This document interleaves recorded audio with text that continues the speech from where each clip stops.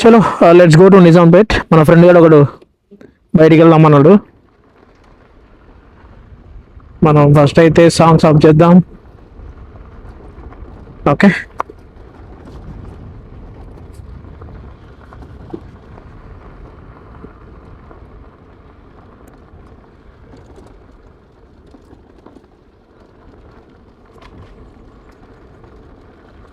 Flowers మస్తు ఉంటాయి ఇక్కడ మేడ్చల్లో.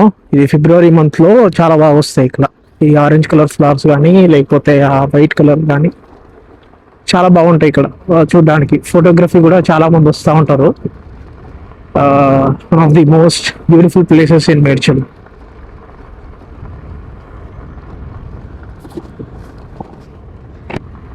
ఓకే, సో ఇప్పుడు విండ్షీల్డ్ అయితే ఆఫ్ చేసినాం. నాయిస్ క్యాన్సిలేషన్ ఆన్ చేయలేదు.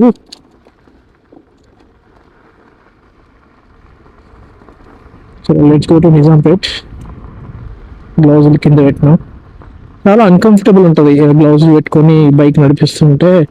ఈ మొబైల్ ఆపరేట్ చేయడం, లేకపోతే హెల్మెట్ తీసి పెట్టడం, లేకపోతే ఈ యాక్షన్ కెమెరా సెట్ చేసుకోవడం, ఇంటికి నాకు ఎందుకో గ్లౌస్ కొంచెం కంఫర్టబుల్ అనిపించదు. So I have remove them. Let's go to main road నా.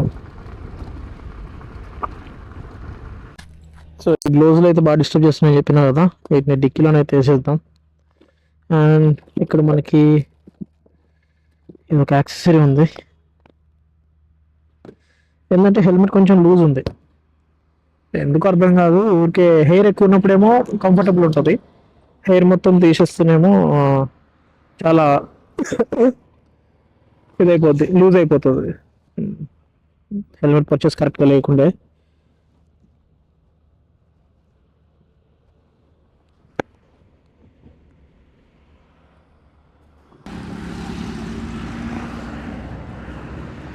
ఓకే, హెల్మెట్ అయితే పెట్టేసిన, దానికి ముందు హెడ్ కవర్ వేసేసిన. సో ఇప్పుడు కీస్ తీసుకొని ఇక్కడ పెట్టేసి let's start. Let's resume the ride. Okay,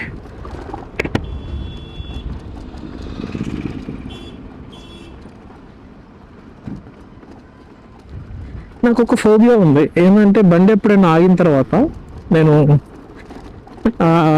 అన్నీ సెట్ చేసుకున్న టైంలో మళ్ళీ రైడ్ స్టార్ట్ చేస్తాను కదా, అయిపోయిన తర్వాత సెట్ చేసుకున్న తర్వాత ఏదైనా కింద పడిపోయిందా అన్న ఫీలింగ్ నాకు చాలా ఎక్కువ వస్తుంది. ఎప్పుడు చూసినా అంతే వస్తుంది. ఎందుకంటే ఒక 2 సార్లు అట్లా పడిపోయినాయి అన్నమాట సామాన్లు. అవి నేను గమనించినవి ఇంకెన్నో. అందుకనే నాకు కొంచెం ఫోబియా ఉంటుంది ఎప్పుడు. ఏదైనా బండి ఆగిన తర్వాత ఏదైనా కింద పడిపోయినాయి ఆ సామాన్లు. ఎస్, సో ఇప్పుడు టైం వచ్చేసి 3:30. అప్పుడప్పుడు ఇక్కడ టైం సరిగ్గా చూపించదు. సో ఒక్కొక్కసారి 6 o'clock చూపిస్తుంది, మధ్యాహ్నం కూడా. ఒక్కొక్కసారి కరెక్ట్గానే చూపిస్తుంది. ఇప్పుడు కరెక్ట్గానే చూపిస్తుంది. మేబీ మొబైల్కి సింక్ అయింది అనుకుంటా, బ్లూటూత్ కొద్ది బైక్ కరెక్ట్ టైం చూపిస్తుంది. ఎస్, సో సర్వీస్ కూడా ఓవర్వ్యూ ఉంది. ఇప్పుడు నేను సర్వీస్కి వెళ్ళాలి అని అంటే మళ్ళీ నేను నరేష్ ఆటోమోటివ్స్ అని అది అక్కడ ఉంటుంది తాడుబంద్ దగ్గర, అక్కడ దాకా వెళ్ళాలి. కొంపల్లి మేడ్చల్లో ఇక్కడ అవైలబిలిటీ ఉందా లేదా అని చెక్ చేస్తున్నా. ఒకవేళ అవైలబిలిటీ ఉంటే మాత్రం ఇక్కడే ఇచ్చేస్తాను నేను సర్వీసింగ్కి. ఇన్ కేస్ లేకపోతే నేను మళ్ళీ అక్కడ దాకా వెళ్ళాలి. 1 day 2 days మినిమం పడుతుంది అక్కడికి. నేను వెళ్ళి బైక్ ఇచ్చేసిన తర్వాత మళ్ళీ తెచ్చుకోవాలంటే నేను ఇంకొక రోజు వెళ్ళాలి. ఇవ్వడానికి ఒక రోజు, తీసుకురావడానికి ఇంకో రోజు, 2 days అయిపోతుంది.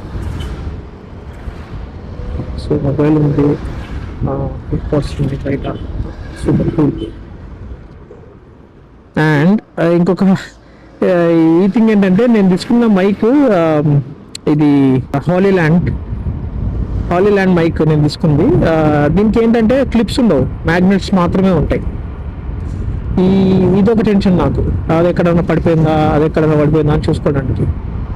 దీంట్లో అడ్వాంటేజ్ ఏంటి అని అంటే, బెస్ట్ మైక్ బడ్జెట్లో వస్తుంది. లార్క్ A1 అనుకుంటా, నాకు అంత గుర్తు లేదు, చాలా రీసెర్చ్ చేసినా. బట్ కొంచెం మర్చిపోతున్నాయి ఈ మధ్య విషయాలన్నీ. రెండో మరి సో ఆ మైక్ వచ్చేసి ఆన్లైన్లో కొన్ని డేస్ అవైలబిలిటీ ఉండే, దాని తర్వాత మళ్ళీ అవుట్ ఆఫ్ స్టాక్ వెళ్ళిపోయింది. సరే ఆఫ్లైన్ మార్కెట్లో చూద్దామని ఆఫ్లైన్ మార్కెట్లో చూసిన Ramanthapur at side Holi land వాళ్ళది ఆథరైజ్డ్ సర్వీస్ సెంటర్ ఒకటి ఉండే.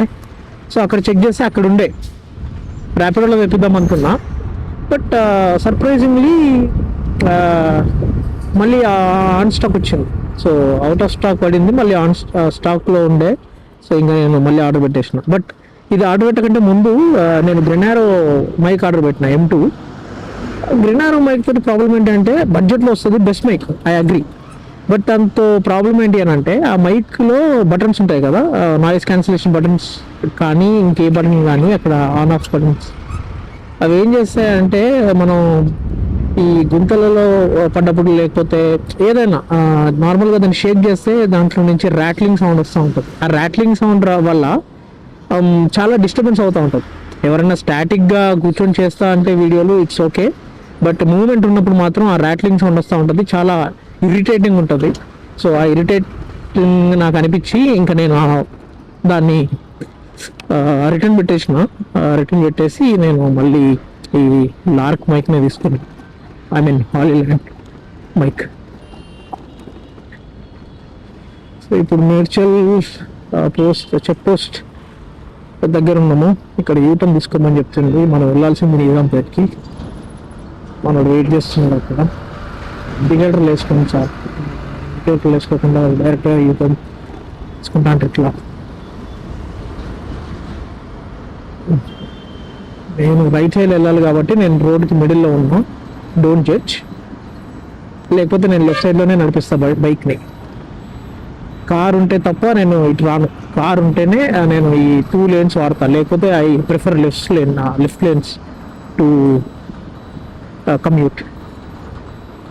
నాకు ఇది ఒక అలవాటు అనమాట. మన సైడ్ తప్పు ఉండొద్దు అన్నట్టు ఒక ఫీలింగ్ ఉంటుంది నాకు ఎప్పుడు. ఇట్లా ఇండికేటర్లు వేసుకున్నట్టు చూడండి, చాలా లాంగ్ డిస్టెన్స్ నుంచి ఇలా ఉండాలి.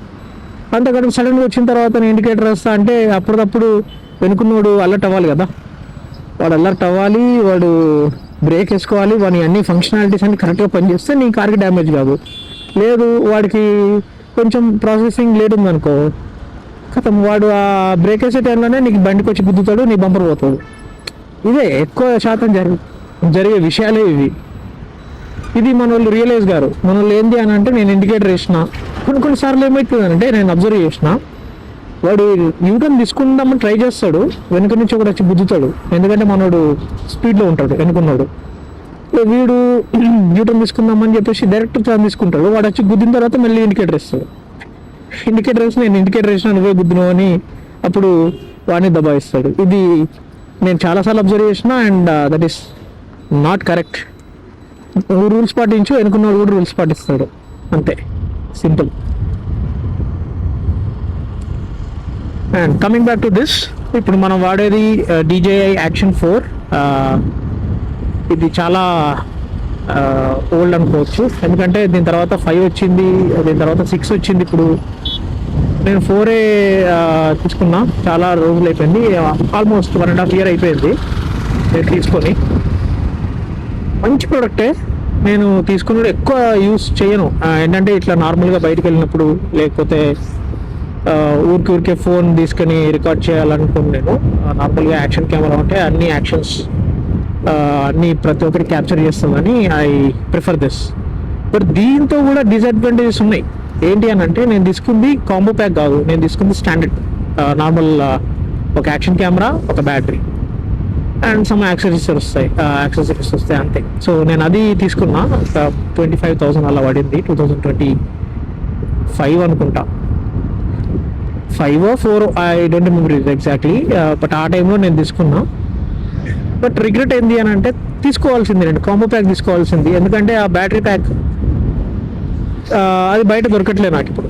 DJI స్టోర్స్లో అడిగినా, సర్వీస్ సెంటర్స్లో అడిగినా, ఎక్కడ అడిగినా కూడా నో ఇట్స్ నాట్ అవైలబుల్ అంటున్నారు. కొన్ని ప్లేసెస్లో నేను ట్రై చేసిన ఇది ఆన్లైన్లో, బట్ అవి ఆథరైజ్డ్ కాదు. మా థర్డ్ పార్టీ అనుకుంటా వాళ్ళు సేల్ చేస్తున్నారు. But I don't trust them, ఎందుకంటే నేను మళ్ళీ రిటర్న్ అమెజాన్ లాంటి వాటిల్లోనే ప్రొడక్ట్స్ అనేవి అప్పుడప్పుడు ఆ, ఇబ్బంది పెడతా ఉంటాయి. ఏది ఫోన్లో ఆర్డర్ పెడితే సోప్స్ రావడం అవి ఇవి. అట్లాంటిది నేను ఇంకా థర్డ్ పార్టీని నమ్మాను అనుకో, వాడు క్యాష్ ఆన్ డెలివరీ అంటాడు. క్యాష్ ఆన్ డెలివరీ చేసిన తర్వాత క్యాష్ ఆన్ డెలివరీ అన్నాడు, ముందే పేమెంట్ చేయాలని అంటాడు కొన్నిసార్లు. కొన్ని పార్టీస్ వాళ్ళు ఏం చేస్తారంటే ముందే పేమెంట్ చేసిన తర్వాత ప్రోడక్ట్ వస్తుంది, అది ఎట్లా ఉంటుందో తెలియదు. వాడు తీసుకొచ్చేది మళ్ళీ బ్లూ డాట్ ఓడో లేకపోతే ఇంకొక డిటీడీసీ కొరియర్స్ వీళ్ళకి ఇచ్చి పంపిస్తారు. వాళ్ళు ఎందుకు తీసుకుంటారు చెప్పండి, అకౌంటబిలిటీ ఏదైనా ప్రాబ్లం వస్తే. సో నేను ఎప్పుడు ప్రిఫర్ చేసేది ట్రస్టెడ్ ఈకామర్స్ లోనే చేస్తాను. అండ్ మోర్ ఓవర్ నేను ప్రైమ్ మెంబర్షిప్ తీసుకున్నా. సో నాకు ఏది ఇష్యూ ఉన్నా నేను డైరెక్ట్గా కస్టమర్ సర్వీస్తో మాట్లాడతా, ఆ ప్రోడక్ట్ని రీప్లేస్ చేపిస్తా. కొన్నిసార్లు మనకి రీప్లేస్ ఆప్షన్ ఇవ్వడు అమెజాన్ వాడు కూడా. సో డైరెక్ట్గా రీప్లేస్ అంటున్నా, రిటర్న్ ఆప్షన్ ఇవ్వడు, డైరెక్ట్గా రీప్లేస్ చేస్తా అని అంటాడు. బట్ ఆ ప్రొడక్ట్స్ నీకు నచ్చకపోతే నువ్వు రీప్లేస్ చేసి వేస్టే. సేమ్ గ్రీన్ ఆరో మైక్కి నాకు ఏదైతే జరిగిందో, ఇప్పుడు నేను ఆర్డర్ పెట్టి దాన్ని రీప్లేస్ చేసినా కూడా నాకు గ్రీన్ ఆరో మైక్ సేమ్ ప్రోడక్ట్ వస్తుంది అండ్ అటు అదే ర్యాట్లింగ్ సౌండ్ చేస్తూ ఉంటుంది. I didn't want that. So అందుకని నేను ఏం చేసిన అంటే డైరెక్ట్గా కస్టమర్ సర్వీస్కి ఫోన్ చేసి I just order this product and I don't want to use this, I want to return this అని చెప్పిన తర్వాత ఓకే అని ఇంకా వాళ్ళు కూడా నాకు ప్రోడక్ట్ని రిటర్న్ తీసుకున్నారు అండ్ రీఫండ్ కూడా చేసేసారు. అట్లా ఉంటుంది. మళ్ళీ ఫ్లిప్కార్ట్ వాడు ఉంటాడు, వాడు డేంజర్ గాడు. ఫ్లిప్కార్ట్ వాడు ఏం చేస్తాడు అంటే నీకు అన్ని ఫస్ట్ కాపీలో పంపిస్తాడు. నువ్వు ఒక ప్రోడక్ట్ తీసుకుంటావు, లెట్స్ సే షూస్ అనుకో లేకపోతే ఇంకేదన్నా గ్యాడ్జెట్స్ అనుకో, 100 తీసుకుంటావు. చూపించడం ఏమో కరెక్ట్గానే చూపిస్తాడు సైట్లో. మళ్ళీ నువ్వు పేమెంట్ చేసిన తర్వాత ఇంటికి వచ్చిన తర్వాత అది కరెక్ట్గా ఉండదు. మళ్ళీ రేటింగ్స్ బాగానే ఉంటాయి ఏంటో. నాకు అది అలాగే జరిగింది. నేను ఒక షూ తీసుకున్నా ఫ్లిప్కార్ట్లో ఏం తీసుకున్నా అంటే అమెజాన్లో ఆ ప్రోడక్ట్ అవైలబిలిటీలో లేదు. సో నేను ఫ్లిప్కార్ట్లో తీసుకొని అది డెలివరీ తీసుకున్న తర్వాత నాకు షూ వచ్చింది. అది ఏంటిదంటే ఆ షూ వేసుకుంటే ఇటుకలు వేసుకుని నడిచిన ఫీలింగ్ వస్తుంది. అంత బరువు ఉంటాయి ఆ షూస్. ఆడు ఏ మెటీరియల్ యూజ్ చేసిండో ఏమో, బట్ ఆ షూస్ నేను ఒక్కరోజు వాడినా. నేను అవుటింగ్కి వెళ్ళిన మా ఆఫీస్ వాళ్ళతో అవుటింగ్కి వెళ్ళినప్పుడు వాడు అవుటింగ్కి వెళ్ళినప్పుడు ఆ షూస్ వేసుకొని వెళ్ళినా నేను. ఇంకా నాకు ఆ లెగ్ పెయిన్ ఎట్లా వచ్చింది అని అంటే నేను couldn't even enjoy the day. ఎప్పుడైతే నేను ఆ షూస్ తీసి ఆ స్విమ్మింగ్ పూల్లో దొరికినా అప్పుడు కొంచెం ఓకే అని అనిపించింది. కానీ ఆ షూస్ వేసుకున్నంత వరకు కుడెంట్ ఈవెన్ వాక్. నేను ఏం చేయలేకపోయాను, వేస్ట్. సో నేను మళ్ళీ ఆయనకి కాల్ చేసి next day I want to return this product, నాకు ఇది వద్దు, అది ఫస్ట్ కాపీ ఉంది, అసలు కంఫర్ట్ లేదు అండ్ చాలా బరువు ఉంది అని అంటే నో రీఫండ్, నో రిటర్న్, ఏమీ లేదు దానికి. రీఫండ్ లేదు, రీప్లేస్ లేదు, ఏమీ లేదు దానికి. సో ఇంకా నేను అప్పటి నుంచి నేను నా ఫోన్లో ఫ్లిప్కార్ట్లో షాపింగ్ చేయడం లేదు. ఏదో ఎప్పుడైనా చూస్తా కావచ్చు ప్రొడక్ట్స్, కానీ నేను తీసుకోను ఫ్లిప్కార్ట్లో. That is all about my experience with Flipkart.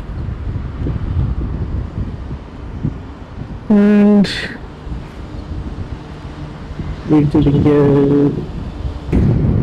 Almost 20 miles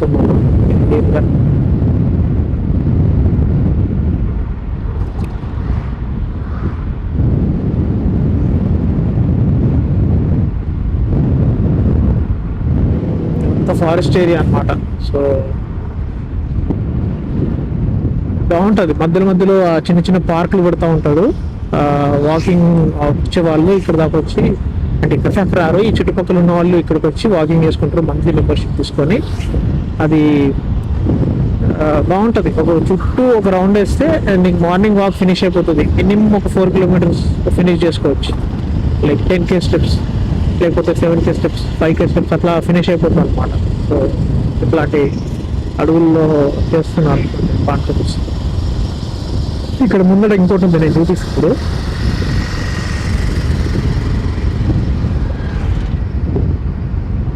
and more over ఈ రోడ్ని కన్స్ట్రక్ట్ చేద్దామని చెప్పేసి, అంటే పెద్దగా చేద్దామని చెప్పేసి వైడనింగ్ వర్క్స్ స్టార్ట్ చేసిర్రు. ఏమైందో ఏమో మళ్ళా అది అట్లాగే ఆపేసిరు దాన్ని. ప్రాబ్లం ఏంటంటే ఈ రోడ్లో చాలా ఎక్కువ మంది వస్తూ ఉంటారు. చాలా ఎక్కువ మంది కమ్యూట్ అవుతూ ఉంటారు. ప్రగతి నగర్ రోడ్ అంటే ఇంకా చాలా మంది వస్తారు, ఈ ఐటీ ఎంప్లాయీస్ లేకపోతే ఇంకా వేరే వేరే వర్క్ జాబ్ చేసే వాళ్ళు ఇదే రూట్ ప్రిఫర్ చేస్తారు. వాళ్ళకి అన్నింటికీ అదే రోడ్డు. అట్లాంటి రోడ్ కొంచెం పెద్ద ఉండాలి. నైట్ చాలా యాక్సిడెంట్స్ అవుతాయి, ఎందుకంటే స్ట్రీట్ లైట్స్ కూడా లేవు కదా. ఈ బైక్స్ లైట్స్ కొంచెం త్రో వాటి తక్కువ ఉన్నప్పుడు వాడికి ముందర ఆపోజిట్ వచ్చే వెహికల్స్ ఒకవేళ ఎల్ఈడి, వాడు పవర్ఫుల్ ఎల్ఈడి పెట్టించి వాడు ఆపోజిట్లో వస్తే మాత్రం ఇంకా వీడు కథ బ్లైండ్ అయిపోతాడు. ఇంకంతే అయిపోయింది వీడి పని. దేనికోకానికి గుద్దేయడమే, లేకుంటే సైడ్కి వెళ్ళిపోతాడా, చెట్టు కుడతాడు. స్ట్రీట్ లైట్స్ లేవు, మీరు చూడండి ఇక్కడ కూడా పోల్స్ ఉన్నాయి, that is to transfer power but electricity, but lights మాత్రం లేవు. లైట్స్ ఉంటే కొంచెం బెటర్గా ఉండేది ఈ రోడ్లలో. అండ్ చలికాలం ఒకవేళ ఈ రోడ్ని మీరు ప్రిఫర్ చేస్తే ఎంత చలి పెడుతుంది అంటే నైట్ ఇంకా వణుకుంటూ నడపాల్సిందే బైక్. కార్లో వస్తే నో ప్రాబ్లం, హీటర్ ఆన్ చేసుకుని వెళ్ళిపోతారు, బట్ బైక్ వాళ్ళది సినారియో వేరు.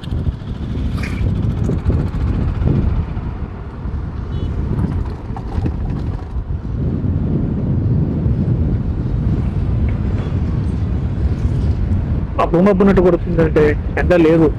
నేను పోయేదే సన్సెట్ కోసం, అదే కనిపించట్లేదు నాకు ఇవాళ పోయినట్టే. జస్ట్ అట్లా వెళ్ళి ఏదన్నా వ్యూ ఉంటే చూసుకొని రావడమే తప్ప బేబీ తప్ప ఇంకేం లేదు.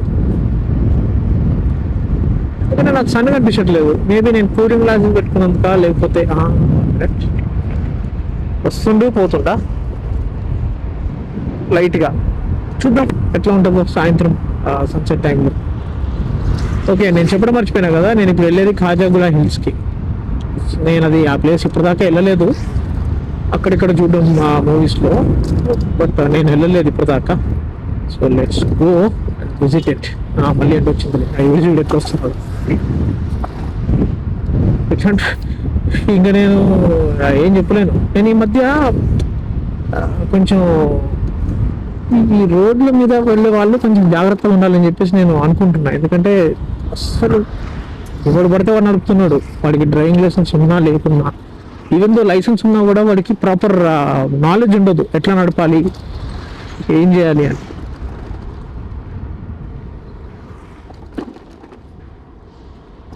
ఆ ల్యాక్ ఆఫ్ నాలెడ్జ్ వల్ల వాడు ఎటు పడితే వస్తూ ఉంటాడు, ఏం పడితే చేస్తూ ఉంటాడు. వెళ్ళాలి, నువ్వు ఓవర్టేక్ చెయ్యి ఎప్పుడు వెహికల్స్ ఎక్కువ లేనప్పుడు, నీ ఆపోజిట్లో వెహికల్స్ లేనప్పుడు నువ్వు ఓవర్టేక్ చేస్తే ఇబ్బంది లేదు. ఇప్పుడు నువ్వు ముందర నుంచి వచ్చినప్పుడు నేను నా రూట్లో నేను వచ్చినప్పుడు తప్పేవత అవుతుంది. ఆబ్వియస్లీ నువ్వు రాంగ్ రూట్లో వస్తే నీదే అవుతుంది. మళ్ళీ ఊరుకుంటావా, నువ్వు ఆగవు, గుద్దేసి వెళ్ళిపోతావు. వెళ్ళిపోయిన తర్వాత ఆ టెన్షన్లో నేను ఎవడో ఒకటి చేజ్ చేస్తూ ఉంటాడు, ఆ టెన్షన్లో ఇంకొని కొడతావు. అదే జరుగుతుంది ఎక్కడైనా. సో కామ్గా నీ రూట్లో నువ్వు వెళ్ళు. పాటించాలి అందరూ, ట్రాఫిక్ రూల్స్ పాటించాలి. మన దగ్గర ఆఫీసర్స్ లేకపోతే ఈ ప్రజలు, పీపుల్ వీళ్ళు కూడా అట్లాగే ఉన్నారు కాబట్టి నడుస్తుంది. కానీ ఇది అసలు కరెక్ట్ కాదు. నేను ఏదో అనుకున్న క్రియేటర్స్ మామూలుగా, అది మామూలు విషయం కాదు. ఈ మోటో వ్లాగింగ్ చేసేవాళ్ళు కానీ లేకపోతే వ్లాగింగ్ చేసేవాళ్ళు కానీ, నాకు ఇక్కడ ఎంబారసింగ్ అనిపిస్తుంది. ఒక ఆటోలో ఉన్న వాళ్ళు మనల్ని చూస్తూ ఉంటే వాళ్ళని నేనేదో దొంగతనంగా క్యాప్చర్ చేస్తున్నట్టు చాలా ఎంబారసింగ్ అవుతుంది. నేను అప్పుడు ఓవర్టేక్ చేసుకుని వెళ్ళిపోతాను. చెయ్యము అలా, బట్ ఏంటో నాకు ఆ ఫీలింగ్. ఈ ఇంట్రోవర్ట్ కష్టాలు మేబీ.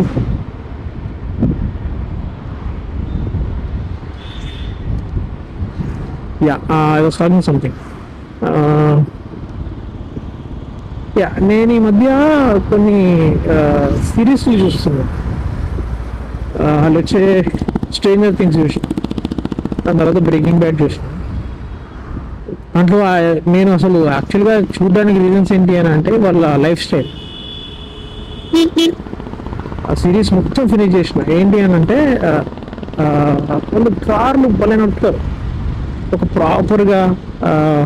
ఎట్లా అంటే ఇంకా ఒక లైన్ గీత గీయొచ్చు అట్లా నడుపుతారు కార్లు. మళ్ళీ వాళ్ళ కార్లు ఉండడాలు ఎంత బాగుంటాయంటే, ఆ కార్లు పాతవే అయినా కూడా చాలా క్యూట్ ఉంటాయి. స్ట్రేంజర్ థింగ్స్లో కార్స్ కానీ అవన్నీ యాంటిక్ కార్స్ అనమాట. అండ్ బ్రేకింగ్ బ్యాడ్లోనైతే లేటెస్ట్ కార్స్ కొన్ని ఉంటాయి, బట్ అవి కూడా నాకు ఎందుకు బాగా నచ్చినాయి, యూనిక్ ఉంటాయి ఆ కార్లు. ఇది వాటర్ వైట్ కారు, చాలా బాగుంటుంది ఆ కారు కూడా. వాటర్ వైట్దే కావచ్చు, లేకపోతే స్కైలర్దే కావచ్చు, లేకపోతే హ్యాంక్దే పెద్ద ట్రక్ ఉంటుంది మనది, అదే కావచ్చు. ఇవన్నీ కూడా ఎంత బాగుంటాయి అంటే అంత బాగుంటాయి. I like it very much.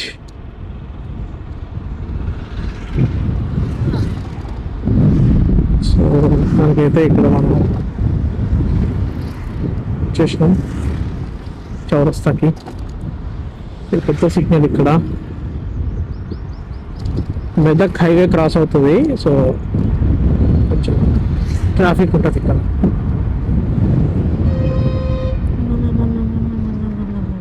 Left వెళ్తే బాలనగర్, రైట్ వెళ్తే మెదక్, స్ట్రైట్ వెళ్తే మియాపూర్.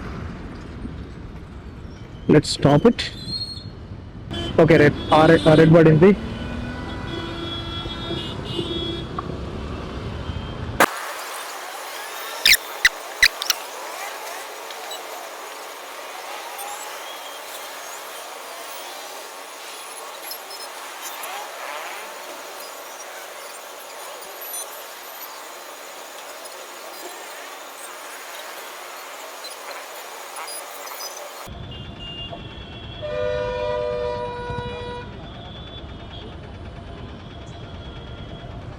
క్లాసిక్ 350 కొత్త మోడల్ అనమాట, చాలా బాగుంటుంది.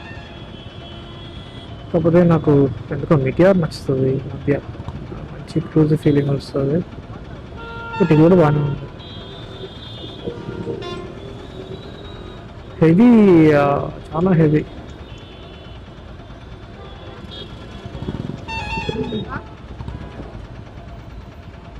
దాని కర్బ్ వెయిటే ఎక్కువ ఉంటుంది, ఇంకా మన వెయిట్ కూడా యాడ్ అయితే ఇంకా కథమే. ఓకే, సిగ్నల్ ఉంది, లెట్స్ గో. ఇది ఇక్కడ స్టార్ట్ చేసుకుంటున్నాం, ముందు వెళ్ళవారా.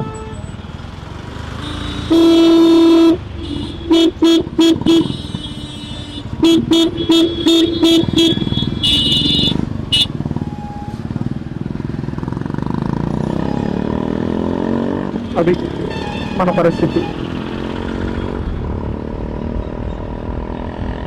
వాడు వాన్ రూట్లో రావచ్చు, రాడు. సిగ్నల్ ఉన్నప్పుడు ఆగొచ్చు, ఆగడు.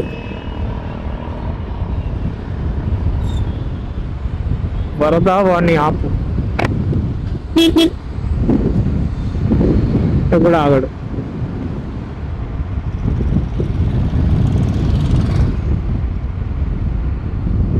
ఓకే, లొకేషన్ అయితే పంపించాడు మనోడు. మనం ఈకో మోడ్లోనే ఉన్నాం అప్పటి నుంచి, ఒక్కసారి కూడా పవర్ మోడ్లోకి వెళ్ళలే. ఎందుకంటే పవర్ మోడ్లోకి వెళ్ళిన అనుకో నాకు 2x అంటారు కదా, అంత బ్యాటరీ అయిపోతుంది. సో ఇప్పుడు నేను నార్మల్గా వెళ్తే, నేను ఇప్పుడు నాకు ఇంకా 86 కిలోమీటర్స్ రేంజ్ ఇస్తుంది. అదైతే మేబీ 25 అట్లా అయిపోయి ఉంటుంది ఇప్పటికి. 75 కిలోమీటర్స్ ఇచ్చేది రేంజ్. ఇది ఒక్కటి బాగా చేసి, ఇది రోడ్డు. ఇది మొదటిదాకా చిన్నగా ఉండే, కొంచెం గొతుకులు ఉండే, దాన్ని క్లియర్ చేసేసారు. ఎందుకంటే మేబీ అపార్ట్మెంట్స్ అవుతాయి అంతే, బిజినెస్. దీనిలో అపార్ట్మెంట్స్ ఉన్నాయి, మంచి పెద్ద వెంచర్స్ పడుతున్నాయి. అందుకని ఈ ఏరియాస్లో రోడ్లు పెద్దగా అవుతాయి అన్నమాట. ఇప్పుడు చుట్టూ అడుగు ఉందనుకో, ఈవెన్ దో అది కమ్యూట్కి యూజ్ అయ్యే రోడ్డే, ఇదే రోడ్డు కనెక్టివిటీ, బట్ అక్కడ మాత్రం రోడ్లు పెద్దగా కావు.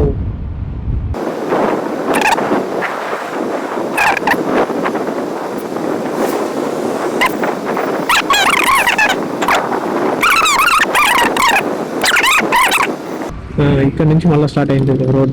ఎంత అద్భుతంగా ఉంటుంది ఇక్కడ, ఎందుకంటే ఇది అడవి ప్రాంతం కాబట్టి, అపార్ట్మెంట్స్ ఉండవు కాబట్టి. రోడ్డు పెద్ద వేసి బ్రాడ్ రోడ్స్ చూపించి ఫొటోస్లో కానీ డ్రోన్ షాట్స్లో కానీ, ఇక్కడ మా దగ్గర పెద్ద పెద్ద రోడ్లు ఉన్నాయి, కనెక్టివిటీ సూపర్ ఉంటుంది. ఏమనంటే ఓఆర్ఆర్ అంటారు. ఓఆర్ఆర్కి ఇన్ని మినిట్స్లో వెళ్ళిపోవచ్చు, అన్ని మినిట్స్లో వెళ్ళిపోవచ్చు. ఆ ఓఆర్ఆర్ఏ పెద్ద స్కాము. అది అసలు రింగ్ రోడ్ లాగానే ఉండదు, అది ఏదో షేప్ అవుట్ ఉంటుంది. ఎవరికి న్యాయం చేయలేదు వాళ్ళు. ఆ రింగ్ రోడ్డు కూడా షేప్ అవుట్ ఉండడం వల్ల మనం కొన్ని కిలోమీటర్స్ ఎక్కువ డ్రైవ్ చేయాల్సి వస్తుంది. ఈవెన్ దో అది చాలా దగ్గరే, బట్ అది మనం ఇలా వెళ్ళాలి. అట్లుంటుంది ఆ concept ring road.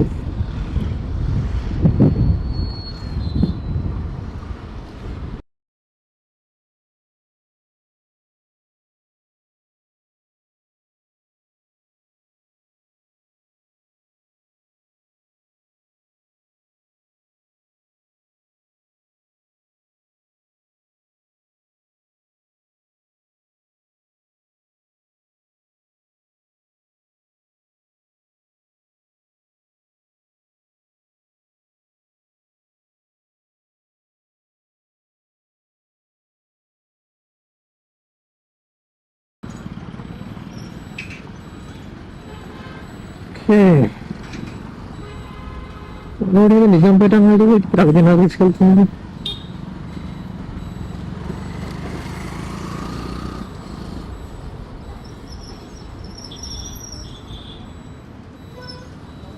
Almost city లోపలనే ఉన్నాడు.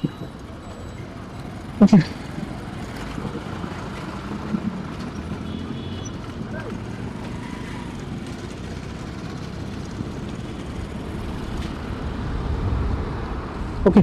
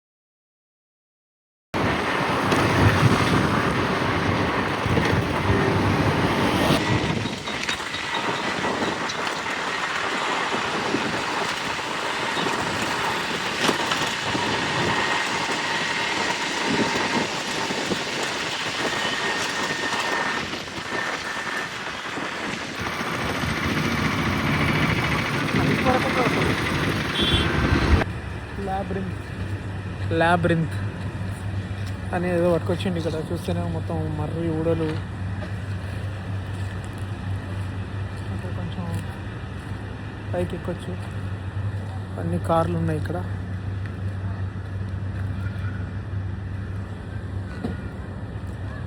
చూద్దాం ఇక్కడ ఏంటి ఎట్లా ఉందన్నది మనకు ఐడియా లేదు.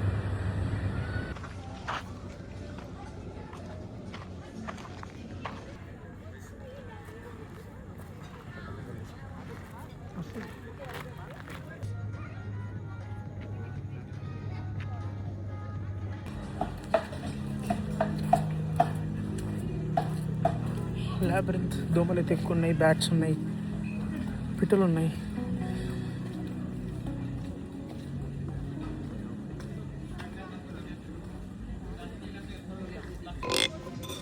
మళ్ళీ చెక్ చేయాలి కదా. పాస్తా ఆల్ఫ్రెడో అనేది చికెన్ సంథింగ్ ఏదో ఉంది. Alfredo pen chicken something. దీంట్లో చికెన్ ఎక్కడ ఉందిరా? ఎస్, ఇది ఒక బ్రెడ్, ఇది ఒక పాస్తా.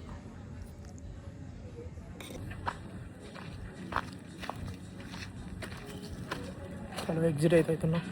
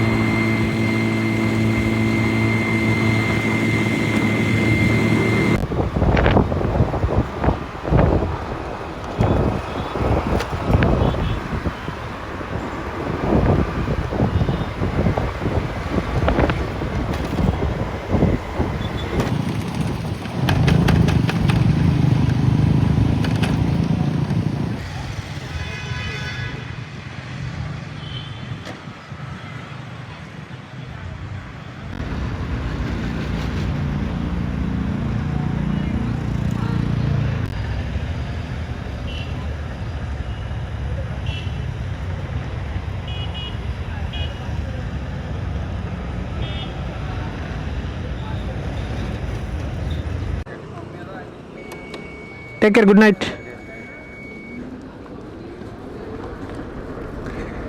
సో యా, డే అయితే అయిపోయింది.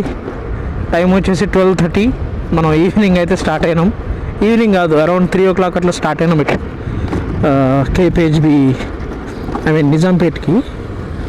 సో మన ఫ్రెండ్ విశాల్ గారు పికప్ చేసుకున్న తర్వాత అట్లా బయటికి వెళ్ళినాం. చాలా ప్లేసులు తిరిగేసినాం ఇవాళ. తలనొచ్చింది కానీ వర్త్. వీకెండ్ అయితే మంచి ఎంజాయ్మెంట్ అయితే నేను చేసిన ఈ వీక్ అయితే. ఎందుకంటే ప్రతి వీక్ నేను ఇంట్లో కూర్చుంటా, ఏముండదు, అదే టీవీ చూసుకుంటూ కూర్చుంటా, లేకపోతే మొబైల్ చూసుకుంటూ కూర్చుంటా.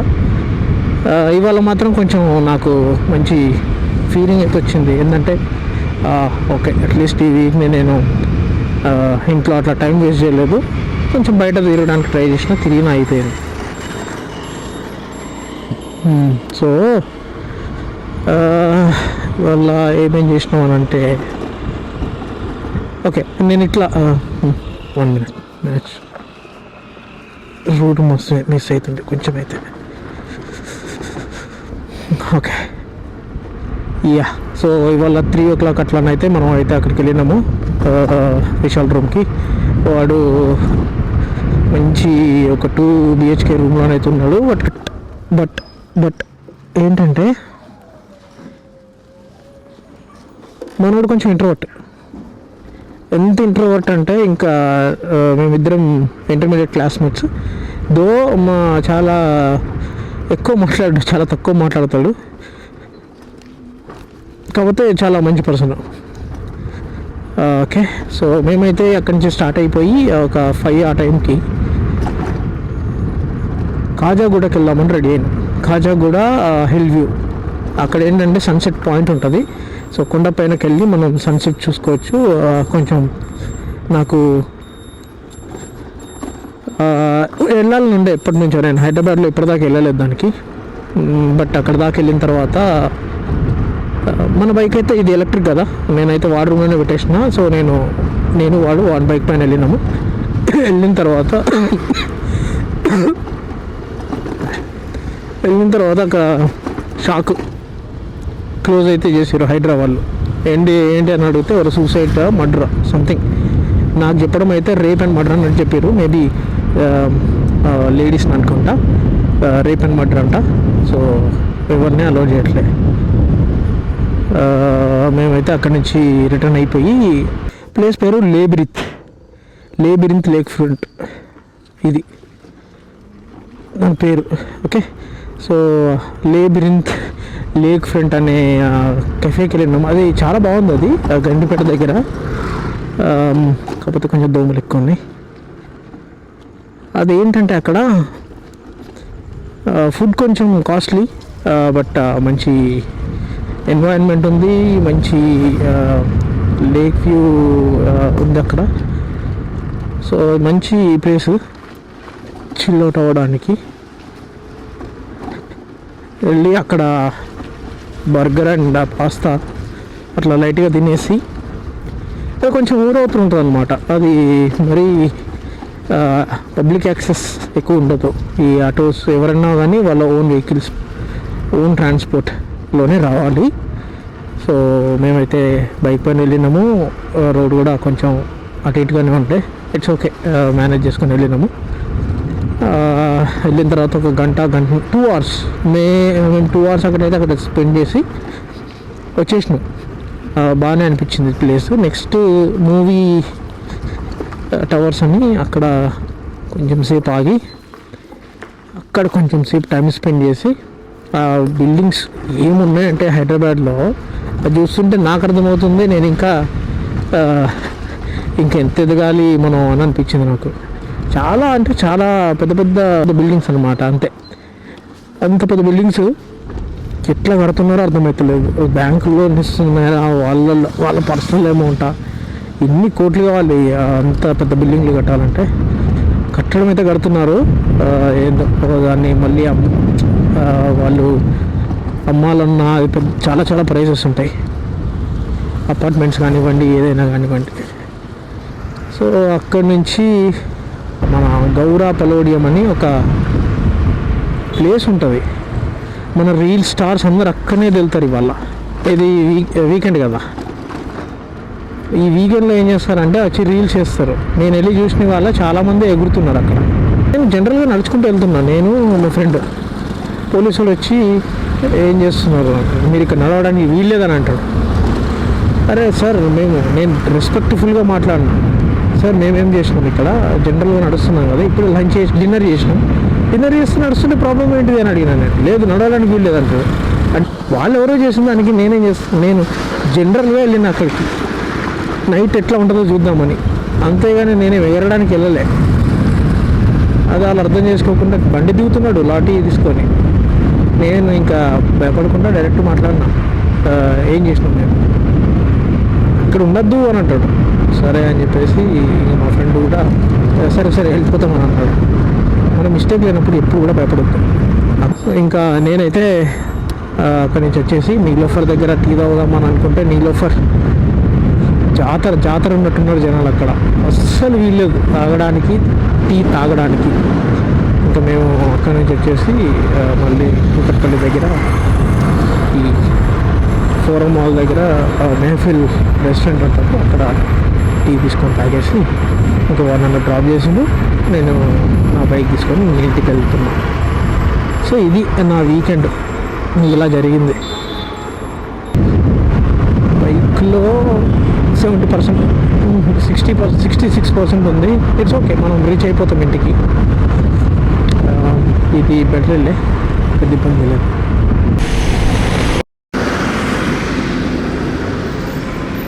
అది ఏంద్రా, అది కొంచెం అటు ఇటు అయినా కానీ కింద ఆడిపోతుంది, రోడ్ అంతా బ్లాక్ అయిపోతుంది కదా. ఎంత పెద్ద ఐటమ్ తీసుకెళ్తున్నారు.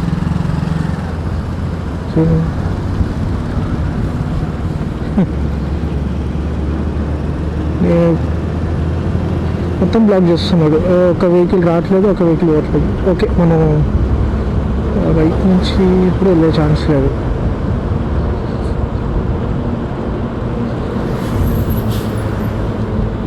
కొంచెం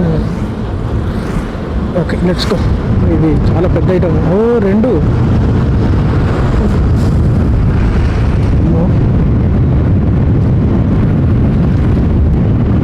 అంత చీకటి. నేను చెప్పినా కదా మార్నింగ్, నైట్ అయితే ఇక్కడ స్ట్రీట్ లైట్స్ ఉండవు, చాలా చీకటి ఉంటుంది. ఇదే అది ఎప్పుడు సిచ్యువేషన్. ముందర వచ్చే బండి లైట్ కొంచెం ఎక్కువ అయితే మనం ఏం ఎట్టుకెళ్తామో మనకే తెలియదు. దానికి తగ్గట్టు గుంతలు.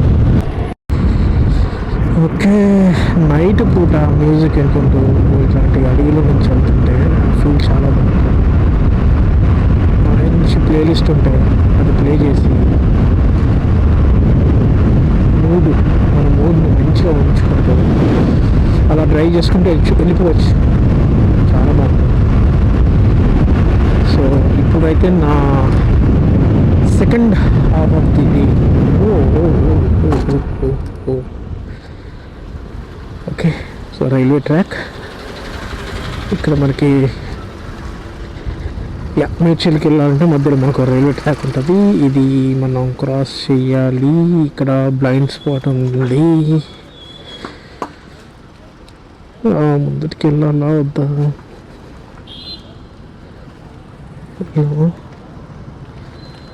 ఓకే, సారీ డ్రైవర్ అన్న, తప్పట్లే.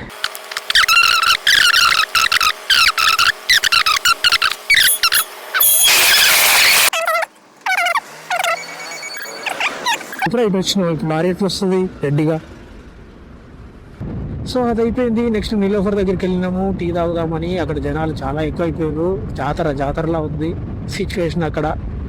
వీకెండ్ కదా, జనాలు చాలా ఎక్కువ మంది ఉన్నారు.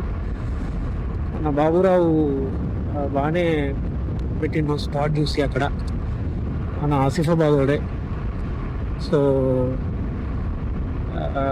ఒక రకమైన ప్రౌడ్ ఫీలింగ్ వస్తుంది అక్కడ జనాలను చూసినప్పుడు. ఏంటంటే మనోడు అక్కడెక్కడి నుంచి ఆసిఫాబాద్ నుంచి వచ్చి ఇక్కడ హైదరాబాద్లో మంచి ఫేమస్ అయిపోయాడు. అది నాకు ప్రౌడ్ మూమెంట్ అనమాట, ఇన్స్పిరేషన్ అనిపిస్తుంది అన్నప్పుడు. ఇది నేచర్ మనకు అడవి నుంచి కాకుండా సిటీ నుంచి వెళ్దాం, ఎందుకంటే నైట్ కదా, ట్రాఫిక్ ఏం ఉండదు, వెళ్ళిపోవచ్చు. అదే మార్నింగ్ అనుకో ఇక్కడ రోడ్ కన్స్ట్రక్షన్ జరుగుతుంది, NH44 I guess. సో ఇక్కడ రోడ్ కన్స్ట్రక్షన్ చాలా జరుగుతుంది, కొన్ని సంవత్సరాల నుంచి జరుగుతుంది. ఇది ఇప్పట్లో అయ్యేటట్టు లేదు. ఈ ఫ్లైఓవర్స్ ఎప్పుడో స్టార్ట్ చేసి ఇంకా అవ్వట్లేదు. ఇవి 6 లేన్ చేస్తున్నారంట. ఇది కాశ్మీర్ టు కన్యాకుమారి హైవే, అది ఎట్లవుతుందో ఏమో, బట్ ఆ రోడ్ కన్స్ట్రక్షన్ అయితే జరుగుతుంది. అండ్ దానివల్ల జనాలు అయితే ఇబ్బంది పడుతున్నారు, ట్రాఫిక్ జామ్ ఎక్కువ అవుతుంది. ఇప్పుడు ఏం కాదు, ఎండాకాలం కదా, నో ప్రాబ్లం. చలికాలం ఇప్పుడే అయిపోయింది, ఫిబ్రవరిలో, ఇంక మార్చ్ వచ్చింది, సో ఎండలు స్టార్ట్ అవుతాయి. హైదరాబాద్లో ఇంక తెలిసిందే కదా, తెలంగాణలో ఎక్కడ కానీ ఇండియాలో మొత్తం 50, నాకు తెలిసి ఈసారి 50 degrees దాకానే వెళ్తుంది ఎండ.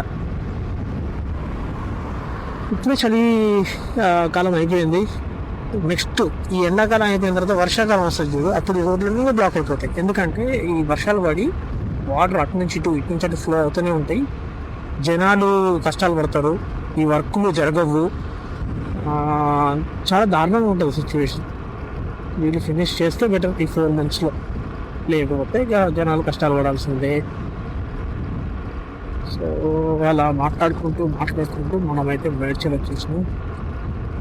ఇప్పుడు ఇంటికి వెళ్ళి కాలు చేతులు కట్టుకొని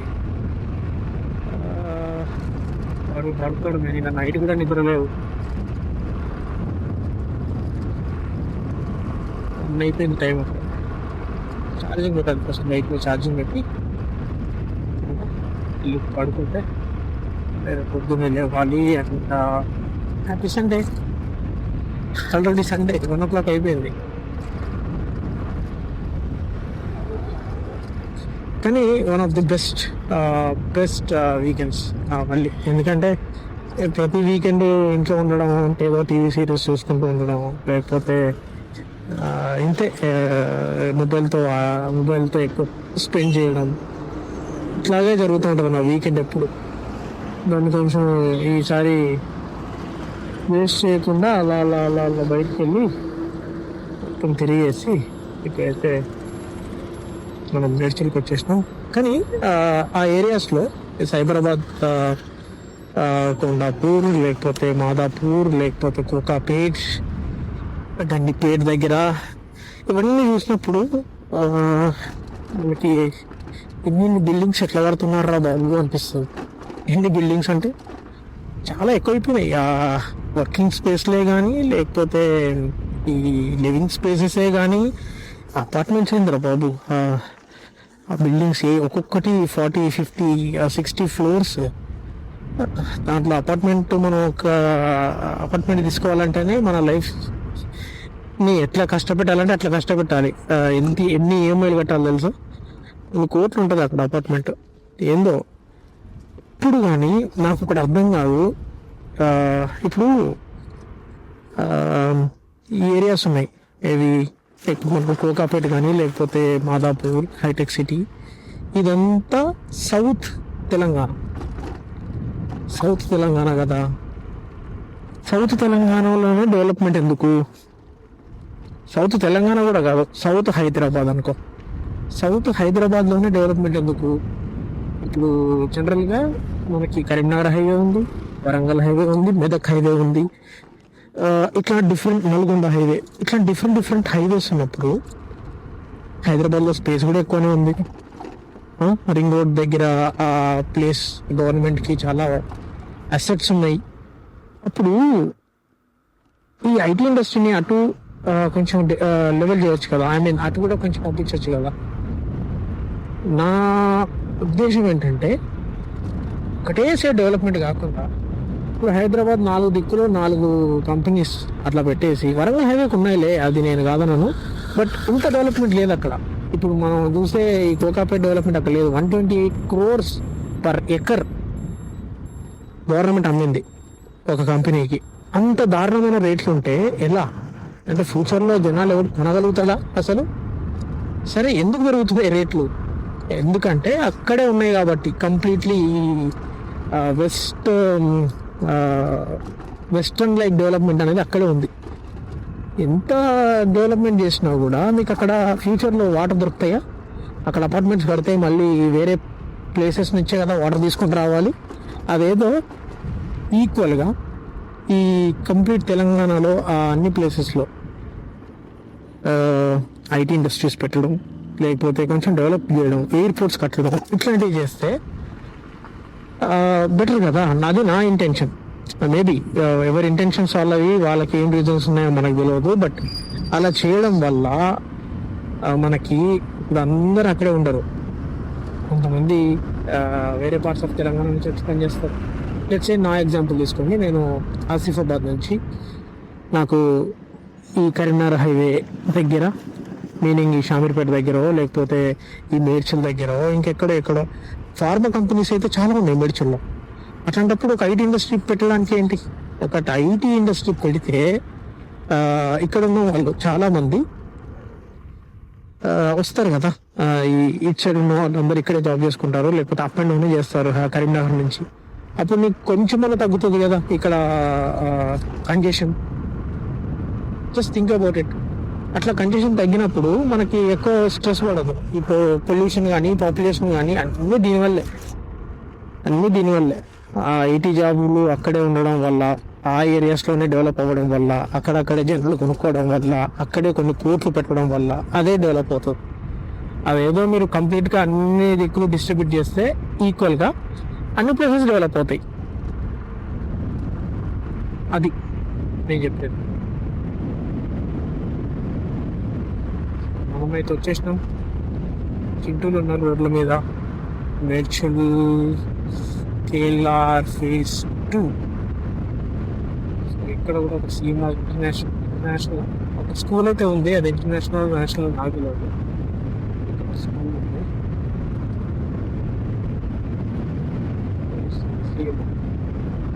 ఇదే Seema school.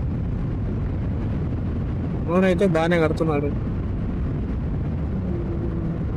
Colleges, schools, restaurants, dental hospitals, సరే డెంటల్ కాదు, hospitals, universities, medical colleges. Okay, medicine అంతా డెవలప్ చేస్తున్నారు. అట్లాగే ఒక ఐటీ ఇండస్ట్రీ పడితే ఇక్కడ ఇంజనీరింగ్ కాలేజెస్లో స్టూడెంట్స్ కూడా అక్కడికి వెళ్ళిపోయి వర్క్ చేసుకుంటారు. అంటే ఒక ప్లేస్ అయినా వాళ్ళు. అది matter. Okay, that's it for today. Drive safe, take care, have a happy weekend.